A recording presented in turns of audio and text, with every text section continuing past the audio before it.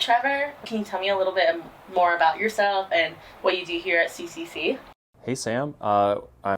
For the viewers, my name's Trevor Welker. I've worked at CCC for a number of years, and I do a lot of the graphic design work for marketing department. Coco's our very first mascot for the community college, so I think they're a very important aspect, and I'd love to hear more about it from you. Boy, that's a big topic. Coco has been around for a long time on paper, but recently he's come to life, and we're all very excited for Coco to make his debut. Some history on Coco. When I first started here back in 2011, I was told that we had a mascot, or a name of a mascot, and it was news to me. So we started kind of using Coco the Comet in a lot of materials, but we didn't really have a brand for Coco at the time. Word is that Coco originated from a student poll that was put out to the campus community to pick a name, and Coco the Comet ended up winning. And I think this probably was early 2000s. So, but nothing really happened after that for several years. Until 2018, I believe it was, we really started thinking about a mascot. And that's because a former colleague of ours actually came up with a sketch rendition and wanted to put it on a t-shirt. The sketch rendition was the first kind of concept of Coco that had been presented by student life. And from there, I think it just kind of snowballed into who Coco is today. What inspired the creation of Coco the mascot? Or was there a specific idea or conceptualization of why a comet, why Coco's teal and gold?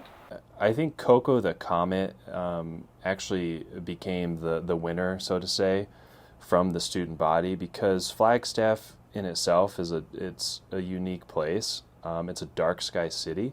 There's a lot of history that harkens back to Flagstaff's history with astronomy, and I think that was the appeal for Coco the Comet, because he's out of this world. He's stellar, The colors were introduced way before my time. We just kind of continued on with those and incorporated those, and that's why we have teal Coco here, Yeah.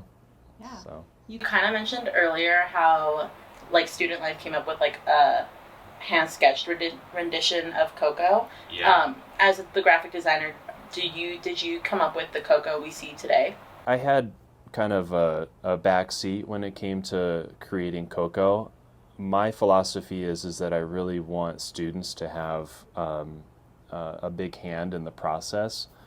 So at the time, I had an intern, and that intern really wanted to do a capstone project, and she was on her way out in a few months, and so it was kind of perfect timing to where we presented, hey, why don't you, from a student's perspective, come up with a rendition of Coco based on what had already been presented from student life. Mm-hmm. And so she kind of came up with the overall Coco the head, and then from there we added a body, and then kind of Coco took shape after that. So I guess that's kind of how Coco came to be, was really student driven. Has Coco undergone any changes or adaptations over time from what they originated as? Yes. Coco was originally just a name on a paper, and then he became a logo that incorporated our primary logo, so it wasn't really kind of any characteristic to it. And then he morphed into a head, and then it was a floating head, which looked kind of weird, so we knew if we wanted to make a full-blown mascot one day, he needed to be kind of humanoid.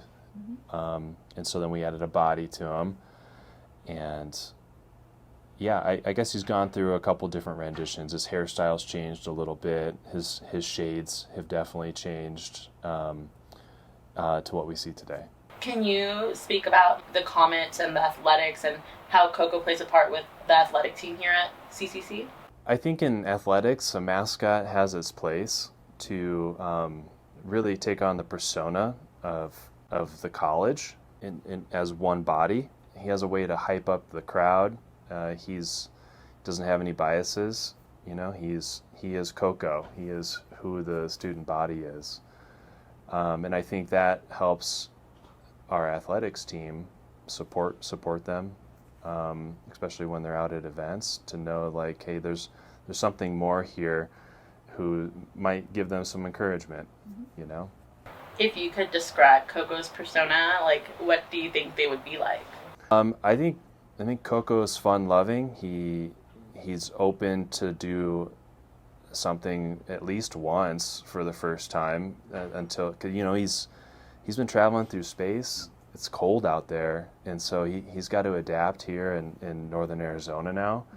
I think he enjoys winter most of all, because it's cold like space. He loves people, and he loves crowds and a good time. Do you think there will be any future developments of Coco?